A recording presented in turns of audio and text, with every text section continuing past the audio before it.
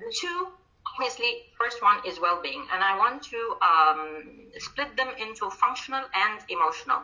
Now, this type of slide, this graph you will see in the presentation, the source of it is an AI agency company in the US, and what they do is social listening, basically. So how many people are talking about a specific topic, and if it has changed over time, we're looking at almost 4 years. It also split by consumer and business, okay?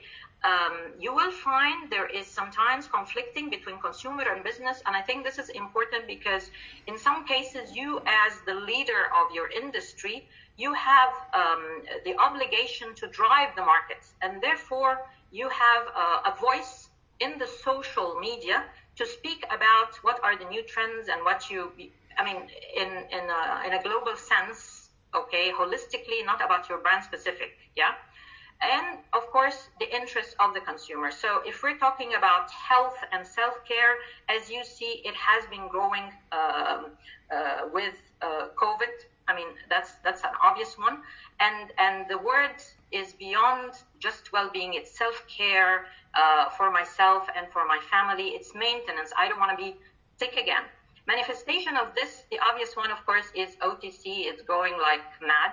But we're seeing is differentiation in formats.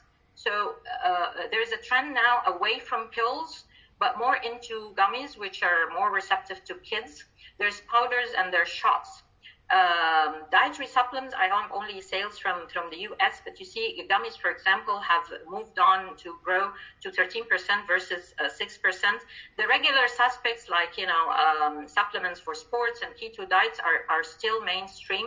However, you've got the protein powder is now challenged by collagen, which is perceived as easy to take, easy to dissolve, and it's, everybody wants to be a young again, kind of that mentality, not only maintenance. So health of joints, bones, hair and skin and nails and so forth.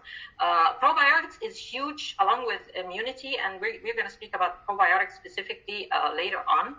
That picture, if you look at it, these are look like lovely muffins, and you get, the image and the associations in your brain around the sweet muffin. But in fact, these are kale muffins. So what we're seeing now is that health is incorporated in formats that consumers used to. Okay, so this is more acceptance. If I eat this and I find it delicious, and then you tell me it's kale, I personally don't like kale, even though I'm a healthy person.